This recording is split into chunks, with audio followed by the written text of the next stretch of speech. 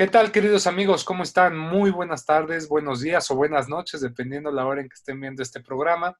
Agradecemos mucho que nos siguen día con día y que se suscriben para que esta información les llegue siempre. Agradecemos también a la doctora Sonia Venegas Álvarez, directora del Seminario de Derecho Administrativo de la Facultad de Derecho de la UNAM, quien es la conductora en lo general de este programa. Soy su amigo Juan Negrete y estoy muy honrado, muy complacido de conducir este programa, ya que traemos peso completo, como dicen. Tenemos a un gran invitado, un invitado de honor, que nos va a platicar sobre los retos de la reforma laboral y su vinculación con el TEMEC, o lo que tienen que ver con el TEMEC en esta parte. Realmente su reputación le precede. Él es el maestro Álvaro Altamirano, quien realmente pues ya es conocido por todos como uno de los abogados, y no me atrevo, y me atrevo a decirlo porque sé que es así, uno de los mejores abogados en materia del derecho del trabajo de México. Y pues realmente él es egresado de la Escuela Libre de Derecho, cuenta con una maestría en Derecho Comparado por la Universidad de San Diego en Estados Unidos. Pues vaya, ha trabajado en diferentes firmas. Hoy por hoy cuenta con su propio bufet y pues realmente es un abogado especializado en la materia. Es miembro de la Barra Mexicana Colegio de Abogados, miembro del Ilustre Nacional Colegio de Abogados de México, miembro destacado y abogado destacado certificado por la Asociación Nacional de Abogados de Empresa, y ha participado en múltiples participaciones de artículos, revistas, como destacando la de Abogado Corporativo.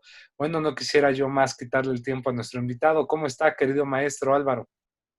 Encantado de la vida, Juan, de estar contigo y con todo el auditorio, y feliz de platicar pues de un tema que verdaderamente me apasiona, al cual he dedicado gran parte de mi vida, que es justamente el derecho laboral y esta gran transformación y estupendo reto que tenemos justamente derivado de este proyecto tan importante de modificar, mejorar el derecho del trabajo y, por supuesto, su relación y sus vínculos con pues, el Convenio 98 de la Organización Internacional del Trabajo y específicamente el famoso TEMEC, que pues acaba de entrar en vigor ahora el 1 de julio. O sea que encantado la vida, de verdad muchas gracias por la invitación y a platicar se ha dicho. Perfecto, maestro. Pues bien, como dicen, vamos a sentar las bases del juego, la cancha para iniciar este partido. De alguna forma, la reforma laboral ha venido a ser uno de los grandes estratagemas más completos ahora en estos últimos años. Es de lo que también se ha venido hablando mucho, porque viene desde 2017 todo este cambio estructural en materia del trabajo. Pero a mí me gustaría preguntarle, para ir entrando al tema, antes de meternos de lleno a la reforma laboral, ¿cómo es que implica o cómo implica el nuevo tratado de México, Estados Unidos y Canadá, el TEMEC, a, y cómo nos impacta para que se empiece a dar esta reforma en materia laboral? Igualmente, este convenio de la OIT que usted nos señalaba muy puntualmente como antecedentes de esta reforma, ¿qué nos puede platicar, maestro? Pues mira, Juan, fíjate que realmente toda esta transformación tiene una vinculación muy importante con los aspectos internacionales y con la globalización. Al día de hoy, pues vivimos en un mundo en el cual por medio de Zoom o de una videoconferencia o por medio de las redes sociales te puedes enterar en un segundo de lo que está pasando del otro lado del mundo. Y había, sobre todo con el Tratado de Libre Comercio, en la firma del Tratado Transpacífico, del cual México es parte con algunos países asiáticos y que Estados Unidos también era parte de este acuerdo comercial transpacífico muy importante. Y con el Tratado de Libre Comercio en general, en su anterior versión, teníamos una presión internacional muy importante en aspectos muy concretos del derecho del trabajo. ¿Por qué en México la justicia laboral no es pronta, no es expedita? ¿Por qué los juicios duran 5, 10 o más años? Y en el aspecto colectivo, ¿por qué no existe una plena, total y absoluta libertad sindical y libertad de asociación? Yo te diría que en el aspecto individual, la tardanza de los juicios, y en el aspecto colectivo, la falta de representación real de los trabajadores por parte de sus sindicatos fueron dos factores que generaron en la renegociación del tratado, ahora llamado TEMEC o UMSCA, como le dicen en Estados Unidos, United States Mexico-Canada Agreement, o en México, Tratado México, Estados Unidos-Canadá. Cada quien quiso poner el nombre de su país al principio del nombre del tratado. Y lo interesante es que en este tratado ya se agrega un capítulo específico, Juan, muy concreto, que no sucedía con la versión anterior del tratado, que es el 23, el capítulo 23, que habla de todos estos aspectos laborales que debemos de mejorar en nuestro país. Y tiene incluso un anexo, que es el anexo 23A, que habla muy concretamente de los esfuerzos que tenemos que hacer en nuestro país en general para mejorar y dignificar la justicia laboral, tanto en el aspecto individual como en el aspecto colectivo. Entonces, como ya entró en vigor el tratado, el TEMEC, pues ahora sí tenemos que cumplir realmente con nuestros compromisos. Y tú me preguntarás, bueno, ¿y cuáles son o cuáles son los aspectos fundamentales de este capítulo 23 y el anexo 23A? Yo te diría que lo que se busca es que haya una representación sindical real, efectiva, concreta de parte de los trabajadores por parte de sus representantes sindicales y, por supuesto, evitar que en nuestro país tengamos trabajo de menores, por ejemplo, que está muy sancionado en Estados Unidos y Canadá, y también el trabajo forzoso, en el cual muchas veces todavía en algunos sectores, como en el campo en nuestro país, parece que vivimos en algunas ocasiones como antes de la Revolución Mexicana y hay un trabajo forzado que realmente está tratando de evitarse. Y lo que es interesante, Juan, es que incluso el tratado establece paneles con panelistas muy importantes de los tres países que pueden resolver este tipo de quejas que se pueda plantear por alguno de los países y tienen que ser paneles de solución rápida, muy concreta y muy específica sobre posibles violaciones que en alguna empresa, en alguno de los países, especialmente en México, pudiera no estarse dando esta libertad de asociación o un trabajo forzoso o un trabajo, esperemos que no, infantil, porque incluso en nuestro país es de hecho un delito.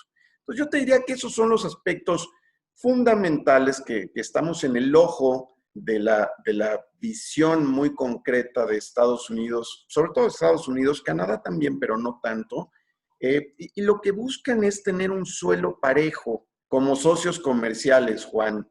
Hay la impresión en Estados Unidos de que en México pagamos 123.22 pesos diarios como salario y ellos pagan cuando menos 10 o 12 dólares por hora el trabajo. Entonces hay una diferencia abismal como de un 10-1 de lo que gana un trabajador en México y lo que gana en Estados Unidos. Y lo que quieren nuestros socios comerciales es equilibrar de alguna manera las bases para que no hagamos una competencia desleal con nuestros propios socios comerciales y que tengamos bases similares a nivel, por lo menos Norteamérica, en este bloque tan importante comercial que tenemos con Canadá y con Estados Unidos, Juan. Y eso conlleva muchísimas modificaciones que con mucho gusto platicaremos, muy concretas, de la Constitución y de la Ley Federal del Trabajo, de cómo vamos o cómo pretendemos mejorar y dignificar la justicia laboral, Juan.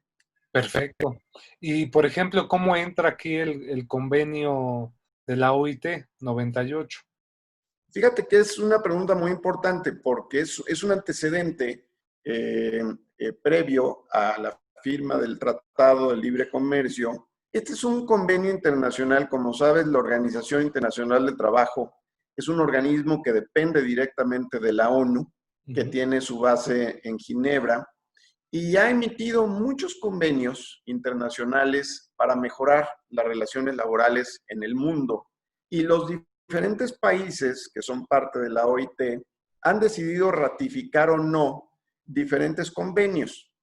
El convenio 98, que es un convenio que te habla específicamente de la libertad de sindicalización, era un convenio que, aunque se había firmado hace más de 60 años, en forma interesante no se había ratificado por nuestro país, por el Senado. Como sabemos, el Senado es quien tiene facultad de ratificar un convenio internacional para que ya tenga el valor de una norma constitucional.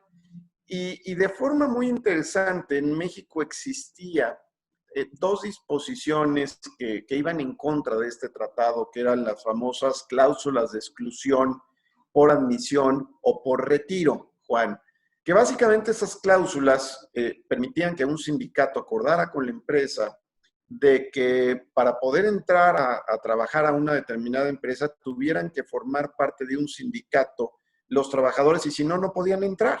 Okay. Y en su contrapartida, también el sindicato podía expulsar a un trabajador del sindicato y entonces pedirle a la empresa o obligar a la empresa que despidiera a ese trabajador en razón de que ya no era parte de ese sindicato.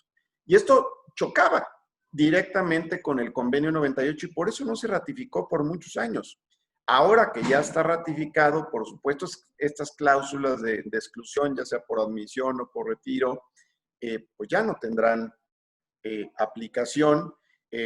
Habrá una total y completa y absoluta libertad de asociación para que si tú quieres entrar en una empresa y formar parte de un sindicato o no, puedas hacerlo. Y también algo muy interesante, tener el derecho para los trabajadores de no estar sindicalizado, Juan, porque también hay esta falsa idea de que tenemos que estar sindicalizados forzosamente cuando formamos parte de una empresa, y no. Y de hecho, uno de los cambios que se generó en la Ley Federal del Trabajo es justamente la posibilidad de pedirle a tu empresa que ya no haga un descuento, por ejemplo, de la cuota sindical, que va entre el 1,5, 2% del salario del trabajador, que regularmente el sindicato le pide a la empresa que retenga para efectos de entregar al sindicato y tener sus actividades sociales, culturales, deportivas. Entonces, ya al día de hoy un trabajador tiene incluso la posibilidad, Juan, de decir, yo no quiero que me retengan, no quiero pagarle un sindicato y es más, no quiero estar sindicalizado. Y ese es un reto bien importante que hay para los sindicatos con esta reforma en dos sentidos, yo te diría. Uno, para convencer a los trabajadores y darles razones suficientes del por qué es benéfico estar sindicalizados. Y dos, pues obviamente para que los trabajadores no tomen una decisión en un momento dado, pues de ir con otro sindicato o simplemente decidir no estar sindicalizados. Entonces, este convenio 98, en conclusión, que ya está en vigor desde finales del año pasado, básicamente lo que te dice es, tienes que tener una libertad total como trabajador para integrarte o no a un sindicato y nadie te puede obligar a que seas parte de un sindicato o no para ser empleado de una determinada empresa. Y esto, el TEMEC, y esta es la respuesta concreta a tu pregunta, toma estos principios, el TEMEC, en el capítulo 23 y en el anexo 23A, y ahora como ya entró en vigor el 1 de julio, perdón, ya es, pues ahora sí que ley aplicable en nuestro país. Y tenemos que estar muy al pendiente de que nuestras empresas estemos cumpliendo realmente con esa libertad de asociación, Juan. Y por ejemplo, digo, ya que tenemos ahora este contexto de lo que es el TEMEC y el convenio 98 de la OIT que permean para estas reformas o se vuelven una exigencia en estas reformas, ahora sí vamos a entrar, como dicen, al ámbito nacional. ¿Cómo podríamos ir abordando la reforma laboral? Es decir, ¿cómo surge esta reforma laboral en México? ¿Cómo se empieza a hacer desde 2017 a 2019, maestro? Pues mira, fundamentalmente, como bien decías, en 2017 tenemos ya una reforma constitucional que establece algunos ejes rectores muy, muy concretos. En el aspecto de la justicia individual, en primer lugar ordena la terminación de las labores y los trabajos de las juntas de conciliación y arbitraje, crea los nuevos tribunales laborales, tanto a nivel local como a nivel federal, que eso es muy importante aclarar, que la diferenciación que hace respecto a la jurisdicción federal y local, el artículo 123 de la Ley Federal del Trabajo, de la Constitución y el 527 de la Ley Federal del Trabajo, no cambia, es decir, sigue existiendo jurisdicción federal para asuntos de empresas cuya actividad sea del orden federal, química, petroquímica, cinematográfica, olera, calera, automotriz, farmacéutica, en fin. Todas estas empresas que eran de competencia federal y que sus asuntos iban a la Junta Federal, pues ahora irán a los tribunales federales. Y también habrá tribunales locales, que dependerán, por supuesto, de cada uno de los tribunales superiores de justicia de los estados de la República. Entonces, el primer gran cambio es eliminar las juntas de conciliación que, dicho sea de paso, dependían en cuanto al nombramiento de su presidente del Ejecutivo Federal o local y también en cuanto a su asignación presupuestal, dependían del Ejecutivo Federal o local.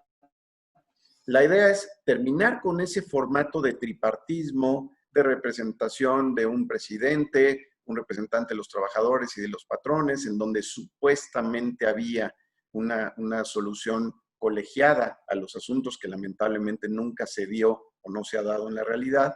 Entonces, la idea es terminar con ese esquema hasta que concluya. Se ha dicho que pueden tardar 4, 5, 6 o más años, dependiendo de la cantidad de rezago que hay en las juntas. Entonces, la idea es terminar con ese esquema y crear los tribunales laborales, Juan, a nivel federal y a nivel local. Ese es un primer cambio que es brutal, porque pues, es sacar de la esfera del Poder Ejecutivo Federal y local la justicia laboral para pasarla al Poder Judicial Federal y locales. Es un cambio totalmente de la forma de impartir justicia y también del procedimiento que ahora podré explicarte en términos muy generales cuáles son los cambios fundamentales del procedimiento. Entonces, ese es el primer cambio. Otro es apostarle a la conciliación, Juan, de una forma muy importante. ¿Cómo? Estableciendo como un requisito previo para poder ir a juicio, el ir ante un órgano muy importante que va a ser el Centro Federal de Conciliación y Registro Laboral. Cuando se trata de empresas de jurisdicción federal, tendré que ir previamente a este centro a tratar de conciliar mis diferencias con la empresa. Serán 2 o 3 reuniones en un lapso de 45 días. Tendrás que hacer tu mejor esfuerzo como trabajador y como empresa para llegar a un acuerdo. Y el objetivo es, y la gran apuesta de esta reforma, Juan, es que algo así como el 75-80% de los juicios laborales se resuelvan en esa etapa previa de conciliación. Esto es a nivel federal. A nivel local, en cada estado habrá un centro local de conciliación para las empresas que sean de jurisdicción local. Y de la misma forma, la ley establece que tendré que ir a esta instancia local de conciliación para poder negociar y llegar a un acuerdo. Y esto, reitero, es un requisito prejudicial para que antes de llegar al juicio tenga que agotar esa instancia. Yo la verdad es que creo que la apuesta que tenemos, Juan, es que verdaderamente esta acción sea real, eficiente, efectiva y tenemos una gran área de oportunidad para quien se quiera dedicar al derecho laboral y ya sea representando alguna de las partes o incluso como funcionario conciliador para lograr este buen acuerdo que necesitamos tener entre las partes. Yo siempre he estado en contra de este principio lamentable de más vale un mal acuerdo que un buen pleito, Juan. Yo siempre le he apostado a que más vale un muy buen acuerdo, pero estupendo acuerdo en el que ambas partes queden satisfechas y solo que no puedas, entonces sí tener el mejor de los juicios, pero después de haberlo agotado. Y por último, Juan, en el aspecto colectivo, pues se da esta gran transformación de la representación real de los trabajadores, yo te diría mediante 3 mecanismos. Uno, mediante una legitimación del contrato colectivo de trabajo, que se publicó por parte de la Secretaría del Trabajo un protocolo que se tiene que seguir para lograr que la mayoría de los trabajadores voten a favor de su sindicato y de su contrato colectivo y de su contenido, y con esto lograr que el contrato esté legitimado. Y para esto se tenían 4 años, desde que entró en vigor. Como ya estamos en agosto del 2020, ya nos comimos un año, o sea que nos quedan 3 años para legitimar esos contratos colectivos. Paralelamente, y esto será ahorita ante la Secretaría del Trabajo, en unos meses, en noviembre, será ante el Centro Federal de Conciliación y Registro Laboral este procedimiento que básicamente es una votación presencial con voto libre, directo, secreto, de parte de los trabajadores. Y si resulta que la mayoría están de acuerdo con el sindicato y con el contenido del contrato, se ratifica, digamos, el contenido del contrato. Y si no, y esto es una consecuencia importante, Juan, se termina, se da por terminado el contrato colectivo. Entonces, es el primer factor. El segundo, hay un mecanismo de consulta también previsto en la ley para que cada 2 años, cuando se da la renovación del contrato colectivo de trabajo, como seguramente saben ustedes, cada año se revisan los salarios y cada 2 años se revisan las prestaciones, aguinaldo, vacaciones, prima vacacional. Entonces, cuando yo quiera presentar ante el centro esta revisión del contrato colectivo, tendré que acompañar una constancia de haber llevado a cabo una consulta con la cual también se acredite que más de la mitad está de acuerdo con el contenido de ese contrato y por lo tanto que deba de continuar. Y el tercer aspecto que hace que los sindicatos tengan muchísimo trabajo en este momento y una gran área de oportunidad, y por supuesto, abogados, si nos queremos dedicar a asesorar sindicatos, va a haber muchísimo trabajo y aquí les voy a ir dando algunos tips de áreas de oportunidad para dedicarnos a esta materia.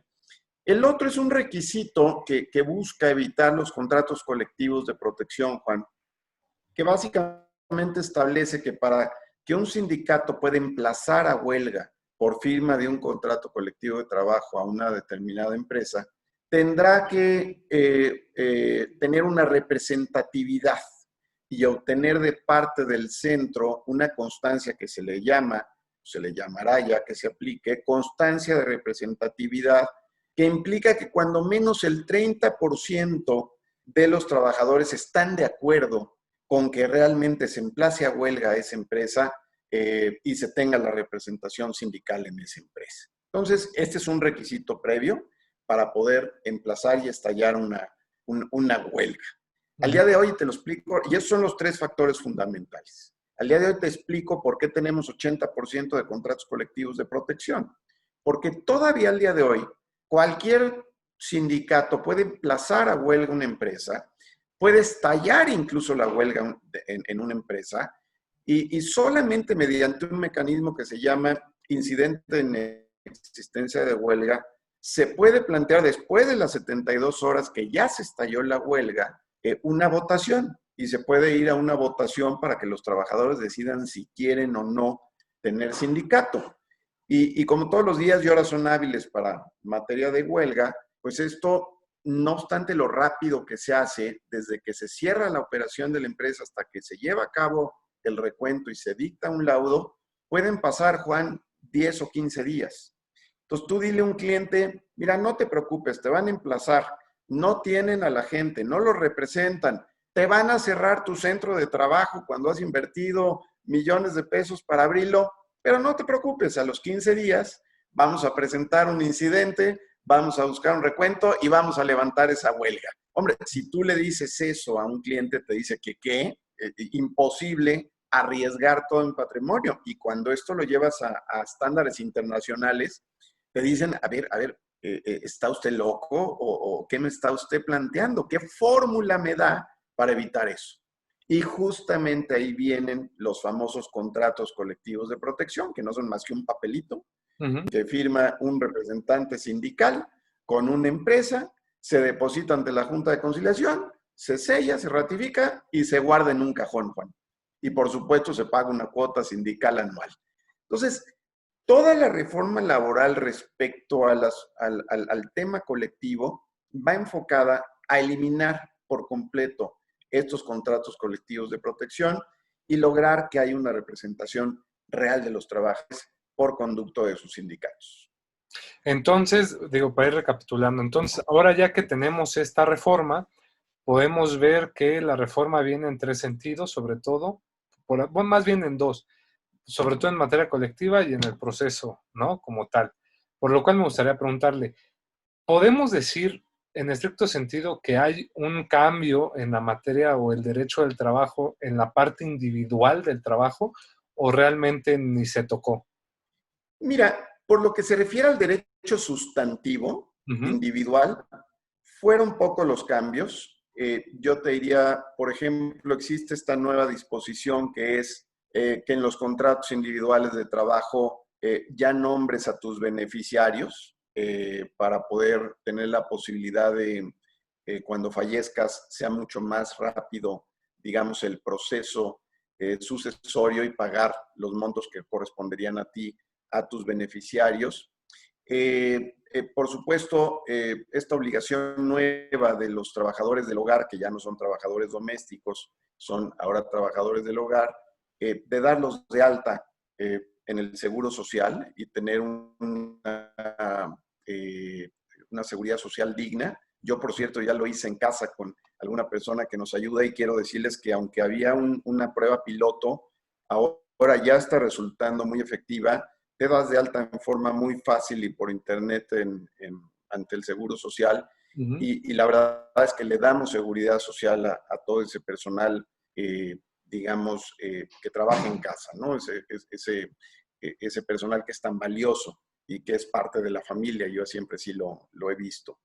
Y hay algunos otros aspectos sustantivos, pero efectivamente lo fundamental es lo procesal en Ok. lo individual y en lo colectivo.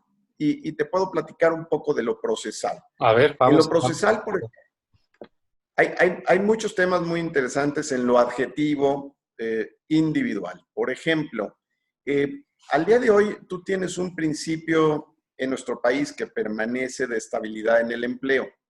Esto es muy interesante porque eso quiere decir que tú tienes el derecho de permanecer en un trabajo hasta que no haya una causa justificada para que te despidan. Y obviamente, solo en algunos casos puedes limitar ese derecho de permanencia en el empleo.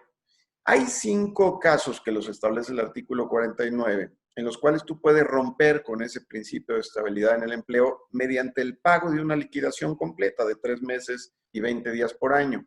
Es un cambio importante, es que cuando tienes un trabajador eventual o que tiene menos de un año o justamente un trabajador doméstico o que es un trabajador de confianza o cuando es un trabajador cuya relación con él es tan particular y de confianza que ya no puedes mantenerla, cuando caes en alguno de estos supuestos, ahora se le da a la empresa la posibilidad de poder pagar una liquidación completa de 3 meses y 20 días y depositarla en el tribunal laboral y con eso lograr una terminación de una relación laboral, Juan, que antes era cuestionado si había esa posibilidad de romper con ese principio de estabilidad en el empleo o no.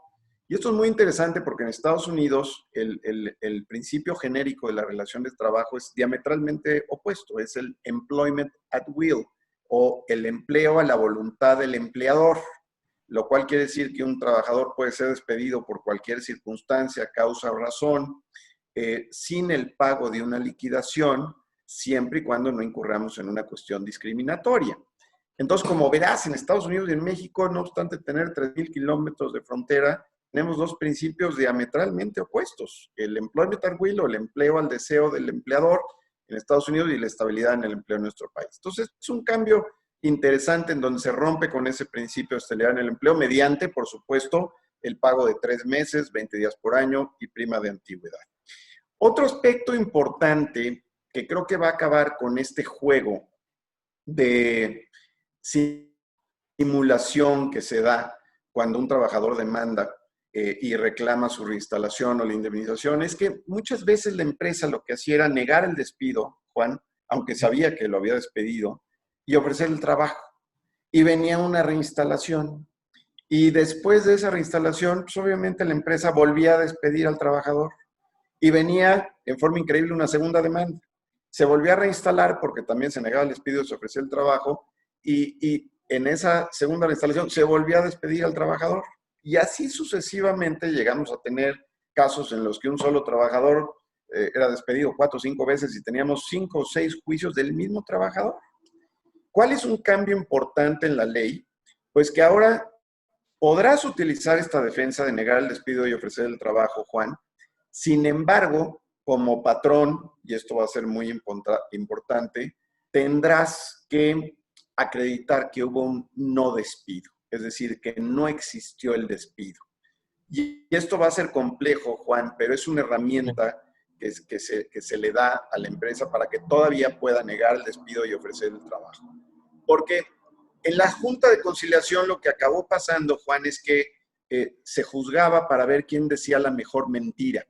Y esto es algo muy lamentable, Juan. En lugar de ir al fondo del asunto, que esa es una de las grandes transformaciones con este nuevo procedimiento, se juzgaba para ver quién planteaba y quién probaba la mejor mentira. Y francamente eso lo tenemos que terminar totalmente. Otro cambio procesal y relevante es que ahora con el aviso de rescisión, pues tú tienes que entregar el aviso de despido, de rescisión al trabajador y en caso de negarse, en fin, tienes la posibilidad de ir a la Junta de Conciliación y entregar el aviso de rescisión.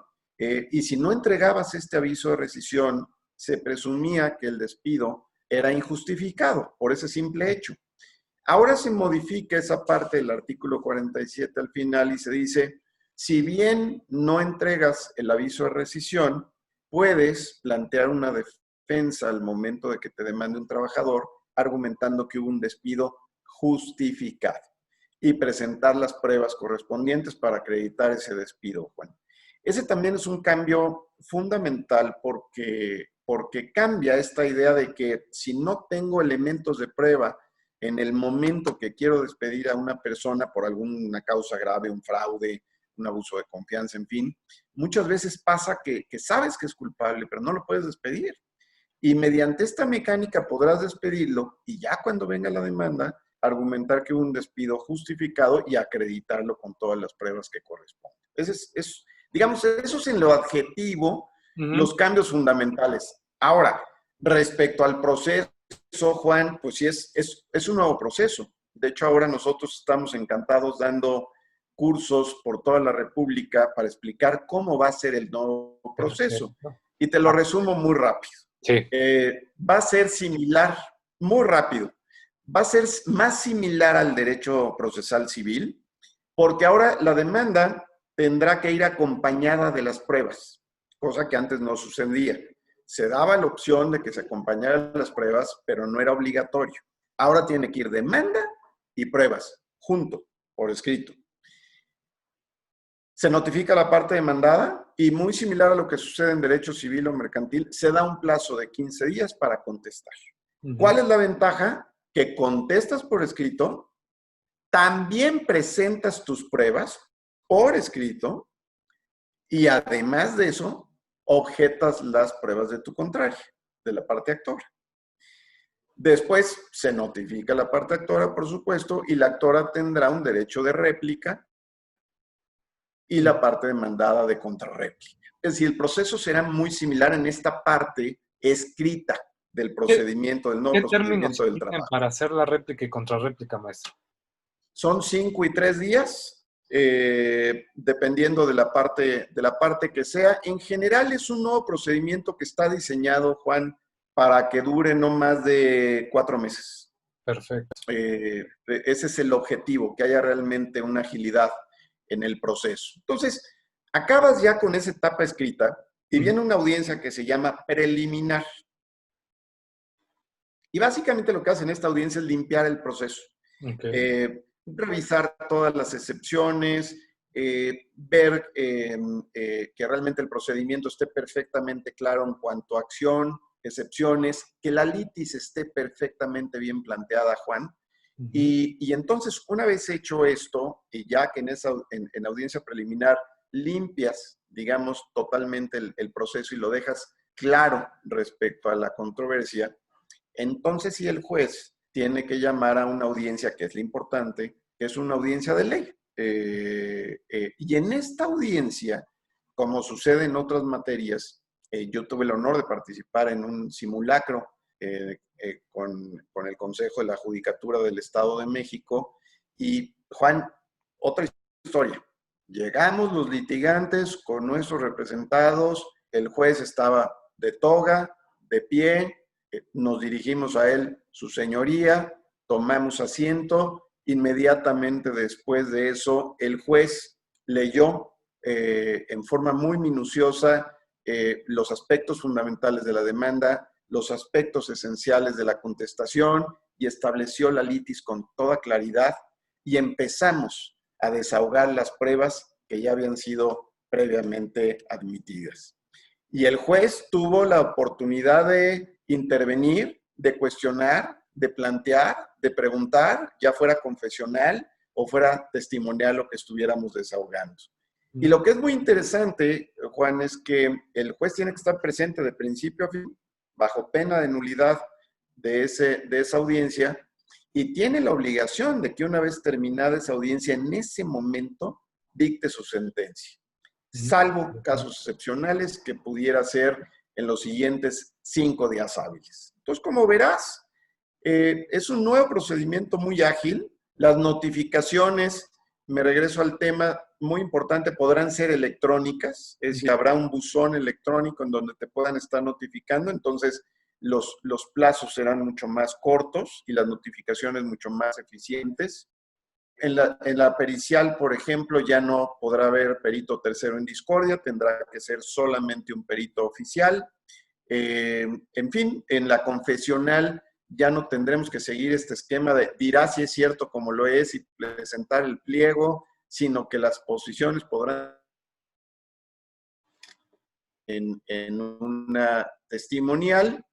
Y en general, el objetivo es, Juan, que tengamos un procedimiento mucho más ágil y sobre todo yo te diría en el fondo que se juzgue de acuerdo a la verdad, Juan, a lo que realmente sucedió y a lo que las circunstancias determinaron que estuviéramos ahí.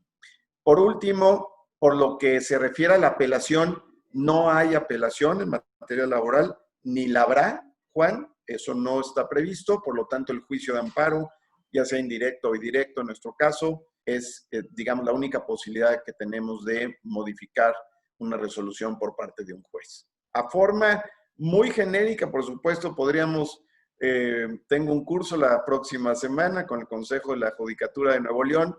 Imagínate todo esto que estamos resumiendo en 5 o 10 minutos, tendremos 14 horas para explicarlo. Entonces, es un reto para los nuevos jueces entender adecuadamente esta nueva realidad y esta dignificación que estamos pensando todos y apostando todos a que se lleve en el derecho del trabajo, Juan.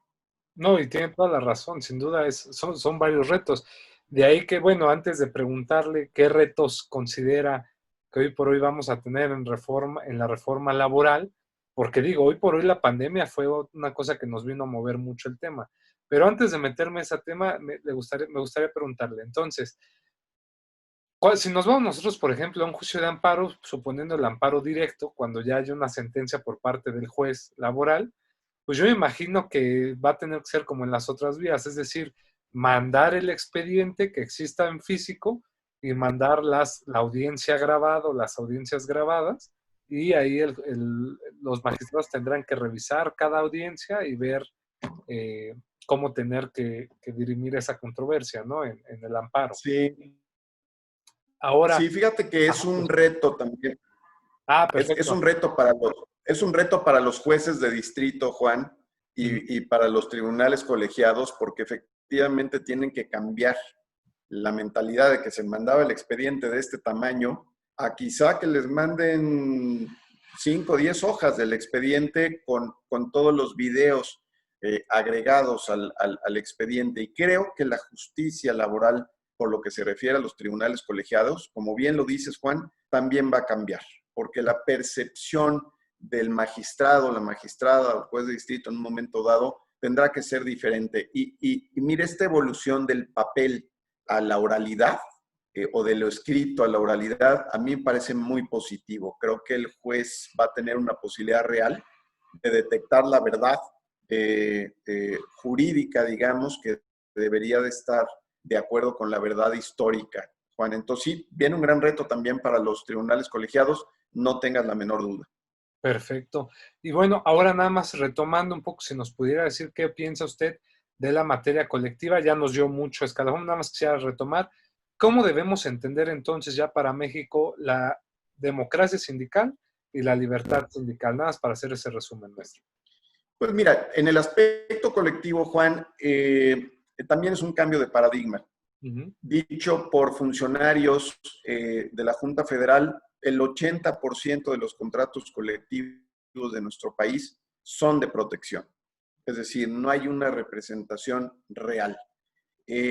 ¿Cuál es el objetivo mediante estos tres mecanismos que hemos platicado? La constancia de representatividad de ese 30% para emplazar a huelga, el protocolo de legitimación para que en este lapso de los siguientes 3 años legitimemos los contratos colectivos y la consulta que se haga a los trabajadores para que la mayoría vote a favor de la renovación de un contrato colectivo de trabajo. Todos estos aspectos tienen el objetivo fundamental, Juan, de lograr una representación sindical real, verdadera, de los trabajadores. Esto implica un gran reto para los sindicatos, Juan, y sobre todo estos sindicatos que tenían el 80% de los contratos colectivos de protección, tienen un gran reto, Juan, porque ahora tendrán que demostrar que efectivamente representan a los trabajadores, que luchan por sus beneficios, que ven por sus mejoras salariales, que están interesados en su bienestar. Y ese es un gran reto, porque también dentro de esta nueva fórmula habrá la posibilidad de que el trabajador diga, oye, yo no quiero estar sindicalizado, ¿para qué?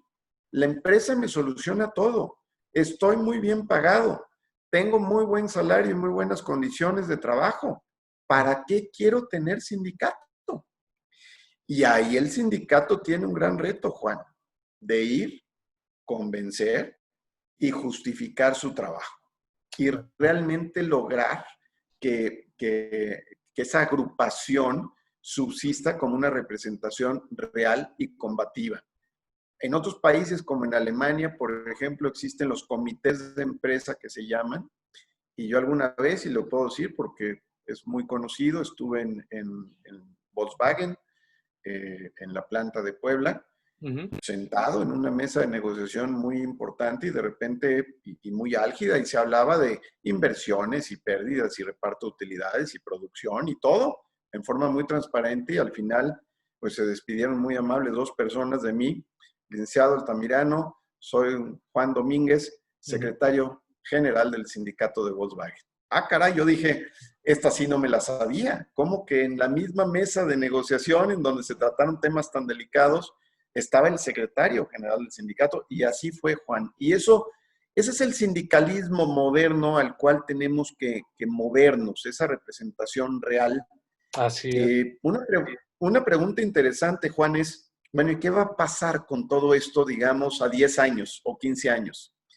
¿Va a haber una mayor representación sindical a nivel nacional o va a reducir por las dificultades que ahora habrá de legitimar los contratos colectivos? Y yo creo que eso va a depender fundamentalmente de que los sindicatos serios verdaderamente hagan el trabajo, como los hay, ¿eh? Hay muchos sindicatos y muy serios, pero también hay muchos más que lo único que venden, pues lamentablemente es el papel, el contrato colectivo de protección, y eso sí, se tiene que acabar porque además vamos a tener Estados Unidos sobre nosotros, sobre todo los líderes sindicales norteamericanos, revisando y supervisando si estamos haciendo bien nuestro trabajo, Juan. O sea que ese es el gran reto en el aspecto colectivo, y por supuesto que este Centro Federal de Conciliación y Registro Laboral, que ya tiene director, Domínguez Marrufo es el nuevo director, que además fue una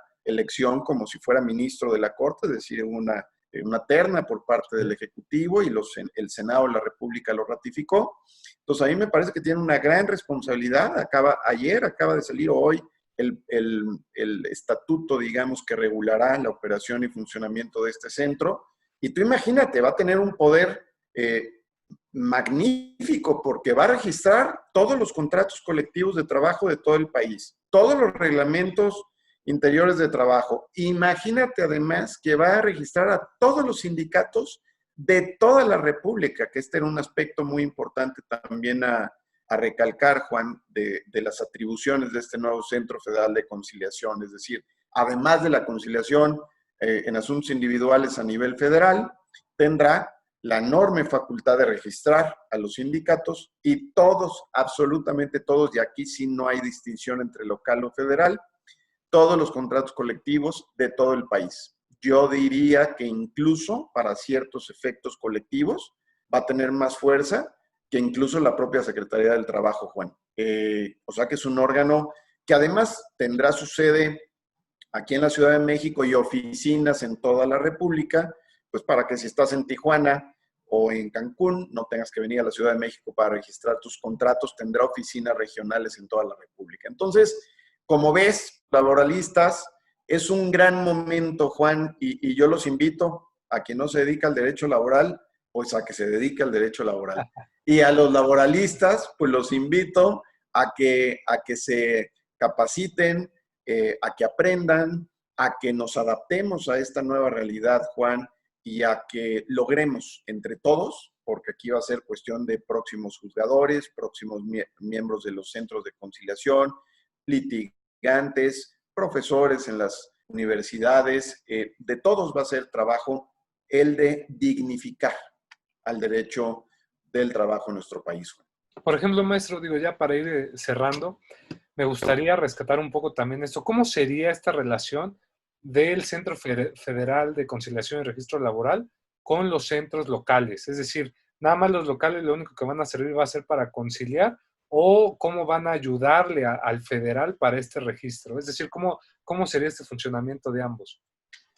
Pues mira, en estricto sentido no hay una interacción, digamos, formal, respetando la división de facultades federales y locales. Digamos, podrás ir al Centro Federal de Conciliación o al local. Me imagino, y ojalá que así sea, Juan, es que tendrán que tener una muy buena coordinación, porque conciliar es un arte, Juan, de verdad. Y no hay nada más satisfactorio que terminar un asunto, poder estrechar la mano a alguien y decir, fue un buen acuerdo, y ambos ganamos, y no ambos perdimos. Entonces, la labor de conciliador o de mediador incluso, porque también se podría dar una mediación privada en un momento dado en asuntos complejos. La labor de conciliación es la clave del éxito de este nuevo diseño de justicia laboral, Juan, porque si no pensamos que los 75-80% de los asuntos se resuelvan en la conciliación, lo que va a suceder es que el nuevo sistema se va a colapsar. Fíjate, en la audiencia que yo estuve duró unas 3 horas, más o menos. Estaba el juez.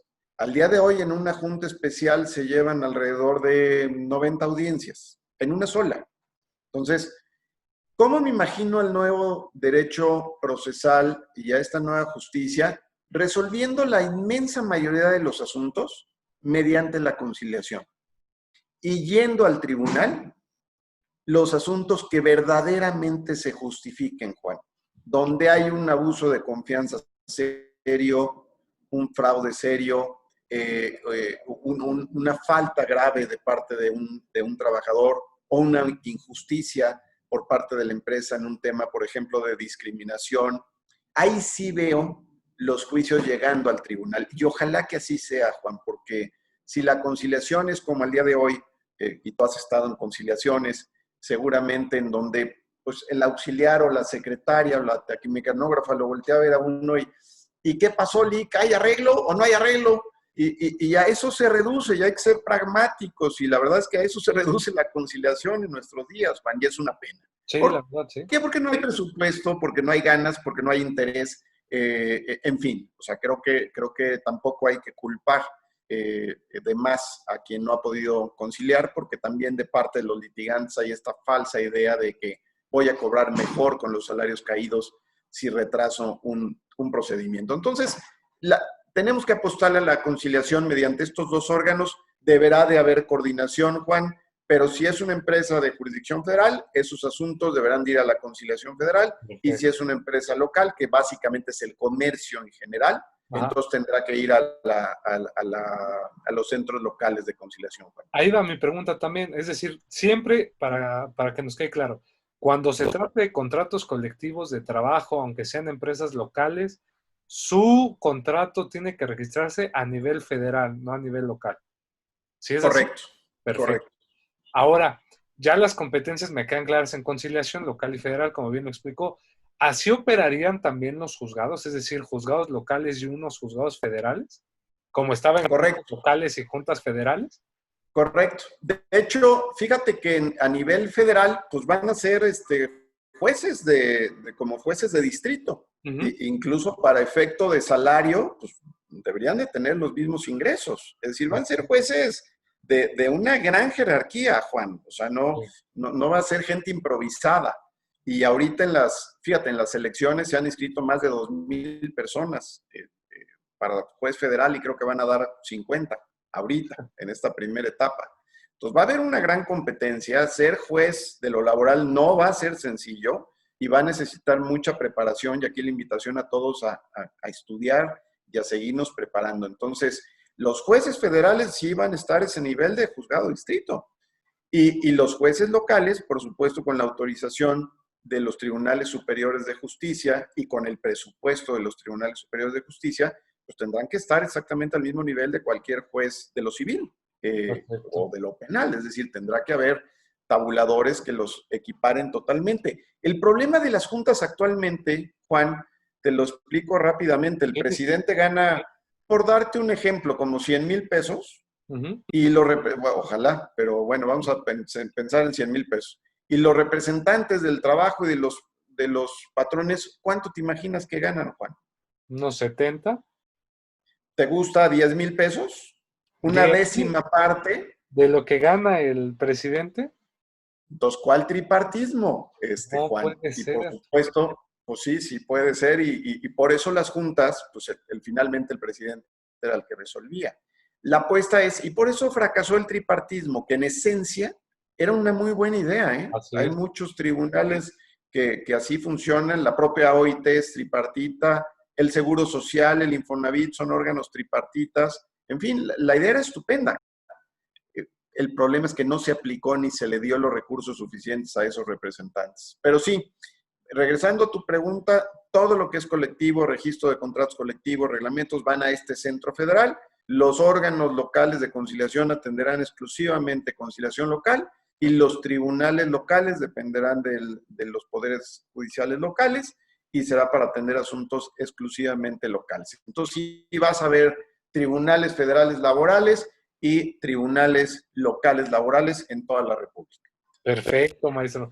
Y bueno, ya para concluir, mi última pregunta sería, digo, porque el tema es con el TEMEC, ya entró en vigor, ya se supone tendríamos que estar viendo los primeros pininos en esta materia, sobre todo en la laboral, creo que no se han dado de por sí ahorita, como decíamos con la pandemia, los primeros tribunales se tuvieron que pasar a noviembre, cuando era en octubre, y se redujo el número de estados, y pues vaya que esto viene grande. ¿Cómo cree usted que hoy por hoy va a ser la relación de México con el TEMEC, con estos, vamos a llamarle inspectores, por así decirlo, que van a estar viendo que sí se esté cumpliendo el TEMEC? ¿Cómo ve usted esta parte?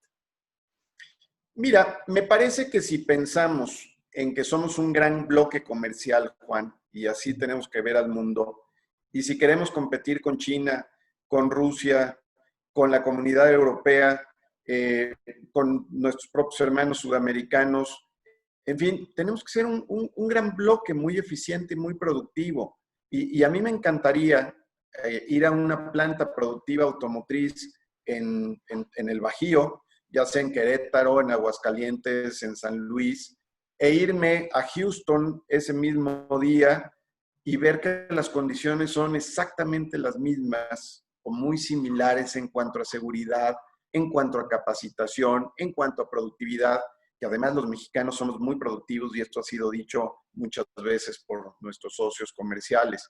El gran reto, Juan, es, y como lo decíamos al principio, nivelar ese nivel salarial y que tengamos una mejor distribución de la riqueza en nuestro país.